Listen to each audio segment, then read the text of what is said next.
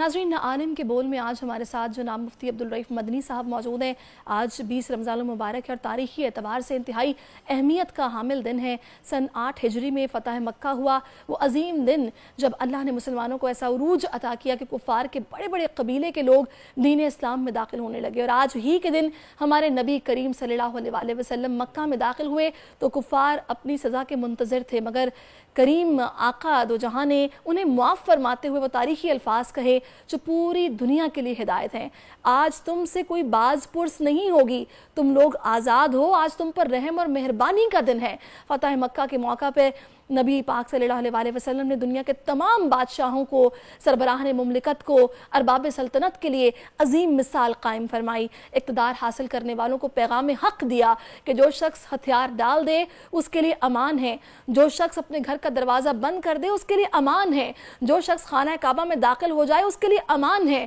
جو شخص ابو سفیان کے گھر میں داخل ہو جائے اس کے لیے امان ہے، جو شخص ام ہانی کے گھر داخل ہو جائے اس کے لیے امان ہے۔ اور وہ کفار جو سزا کے منتظر تھے، یہ اعلان سنتے ہی کئی بڑے بڑے نام دین اسلام میں داخل ہو گئے۔ اتنی اہمیت کا حامل کے دن ہے جو کانسیپٹ، ایک فلاحی ریاست کا کانسیپٹ جو آقا دو جہاں نے دیا، ریاست ایک ماں کی حیثیت رکھتی ہے، یہ کانسیپٹ جو آقا دو جہاں نے دیا اس پر عمل کرنے کی ہمیں آج بھی ضرورت ہے، ہمارے لیے مشعل راہ ہے۔ میں چاہوں گی علامہ مفتی عبدالرؤف صاحب کچھ اس پر روشنی ڈالیے گا، اس کانسیپٹ پر، اس نظریے پر۔ بسم اللہ والحمدللہ والصلاة والسلام علی رسول اللہ۔ بالکل آپ نے درست فرمایا، اور یہ فتح مکہ اور فتح مبین جو ہے اتنی عظیم فتح ہے، اتنی عظیم اللہ رب العالمین کا یہ انعام ہے کہ اگر تاریخ پر نظر ڈالیں نا تو ہمیں اس بات کا اندازہ ہوگا کہ یہ وہی لشکر، یہ وہی گروہ، یہ وہی جماعت ہے ناظرین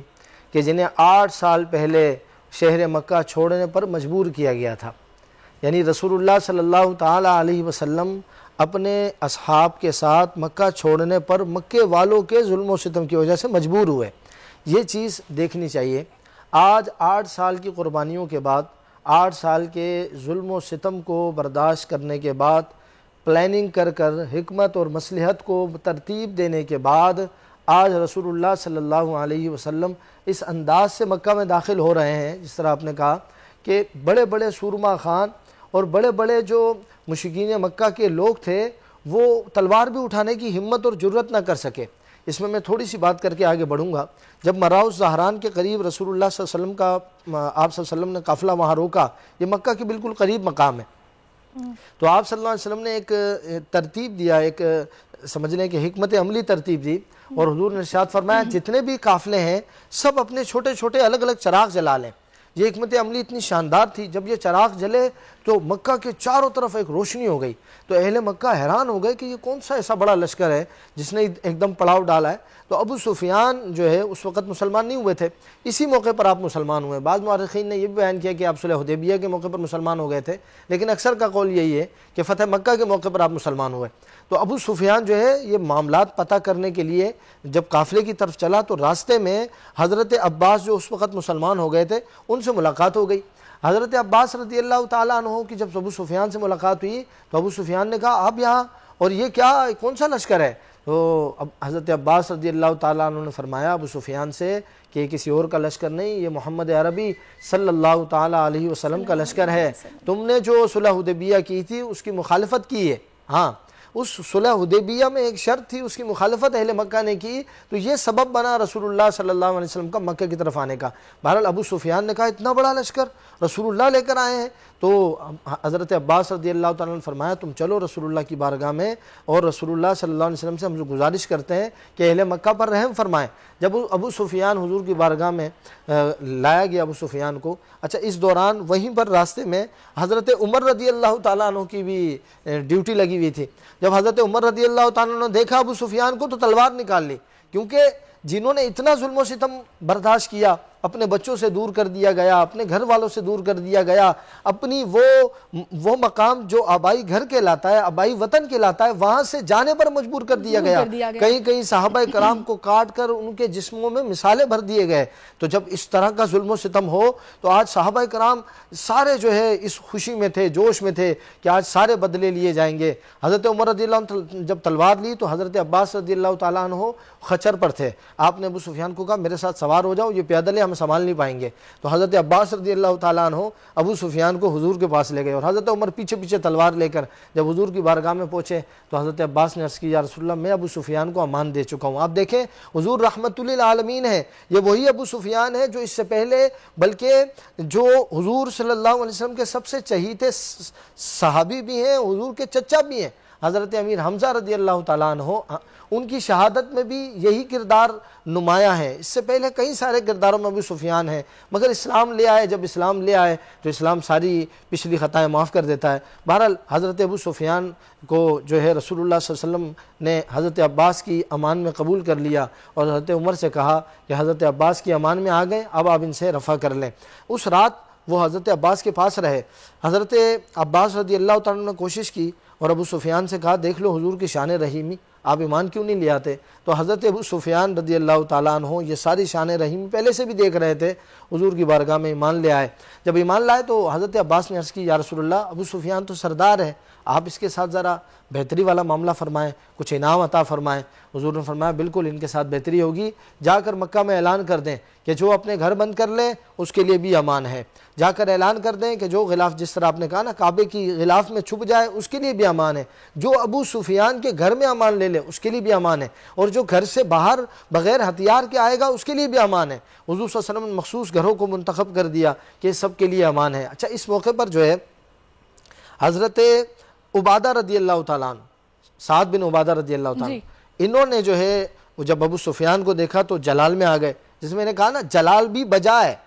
کیونکہ جب اتنا ظلم و ستم ہو تو جلال بھی بجا ہے، لیکن حضور نے تو اعلان فرما دیا الیوم یوم المرحمہ، آج الیوم یوم الملحمہ نہیں ہے۔ یہ نعرہ حضرت سعد بن عبادہ نے لگایا تو حضور صلی اللہ علیہ وسلم نے فرمایا سعد نے بات صحیح نہیں کی، سعد کو یہ بات نہیں کرنی چاہیے تھی، آج تو دن ہے الیوم یوم المرحمہ، آج رحمت کا دن ہے، جس طرح میرے بھائی یوسف علیہ السلام نے کہا تھا۔ اس میں میں چاہوں گی قطع کلامی کی معذرت مفتی صاحب، اس میں وہ جو ایک کانسیپٹ ہے نا کہ آپ کے پاس ٹھیک ہے طاقت کا حصول ہی مقصد نہیں ہے، سب ہونے کے باوجود آپ کا مقصد ہونا چاہیے پسے ہوئے طبقے کو با اختیار بنانا، اور طاقت اگر آپ کے پاس ہے تو انسانی جو ایک ہوتا ہے نا برابری کا نظام کہ سب ایک ہوں۔ بھئی آپ یہ دیکھیے نا کہ وہاں پر جو نان مسلمز تھے ان کے دل میں بھی ایک تحفظ کا، ان کو ایک پروٹیکشن کی ان کے پاس تھی کہ بھئی امید کہ ہم یہاں محفوظ ہیں۔ وہ کیا کانسیپٹ تھا جو کہ انہوں نے دیا؟ وہ احکامات ہی ہوں گے نا جن کی بنیاد پر ان کو یہ محسوس ہوا کہ ہم غیر مسلم ہو کے بھی یہاں محفوظ ہیں، میں کوئی کچھ نہیں کہے گا۔ ایسا ہی ہے، یہ جو آپ نے بات جس طرف اشارہ آپ کر رہی ہیں بالکل ایسا ہی ہے کہ جب آپ کے پاس طاقت اور قوت آ جائے تو اس کے بعد آپ نے طاقت قوت کے نشے میں آ کر ظلم کے پہاڑ نہیں توڑنے، اپنے بدلوں کا حساب نہیں لینا، بلکہ حضور کی سیرت یہ ہے کہ آج آپ نے علم رحمت بلند کر دینا ہے۔ آج آپ نے آج ہی حقیقی معنی میں وما ارسلناک الا رحمۃ للعالمین کا ظہور ہو رہا ہے۔ حالانکہ اگر تاریخ میں دیکھیں نا، ہم حضرت آدم علیہ السلام سے لے کر آج تک اتنی زیادہ شدت کے ساتھ اتنی بڑی دشمنی، اتنا بغض، کینہ جتنا اہل مکہ نے حضور کے ساتھ دکھایا، مگر آپ دیکھیں حضور رحمت للعالمین جب مکہ میں داخل ہو رہے ہیں تو وہ جہاں اپنی پروٹیکشن کا رو رہے ہیں، ان کو پریشانی ہے کہ پتہ نہیں ہم محفوظ رہ سکیں۔ ساری تمام یہ وہ تعلیمات ہیں کہ جو ہمارے لیے سمجھنا بہت ضروری ہے، اور ان پر عمل درآمد ہونا جتنا اس دور میں ضروری ہے، میرا نہیں خیال کہ اس سے زیادہ وہ اشد ضرورت اس سے پہلے کبھی اس طرح ہوئی ہوگی۔ میں چاہوں گی تھوڑا سا آپ اس پہ بھی روشنی ڈالے گا۔ آج بہت سارے ہمارے معتکفین بھائی بہن اعتکاف میں بھی بیٹھنے جا رہے ہیں، ان کے آپ کو پتہ آخری عشرہ اب شروع ہونے جا رہا ہے، تو ذرا اس کی اہمیت پر بھی تھوڑی سی روشنی ڈال دیجیے۔